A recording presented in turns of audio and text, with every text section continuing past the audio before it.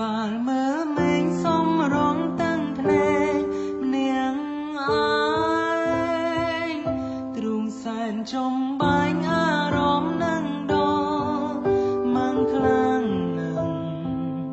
ចង់ដឹងពេលនេះសងតងនាងម្ដាយម្ដេញខ្លាបើមានឱកា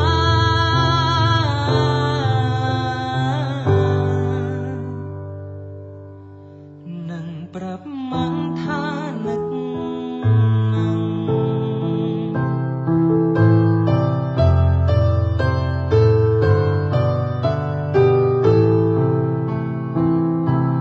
ម្ដាយខ្ញុំគាត់គឺជាមនុស្សល្អម្ដេញមកឆងយងគាត់លោកអើយមានជាតិក្រោយសូមគុំអើ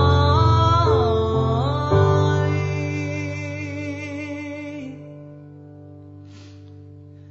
បែងពីនេះ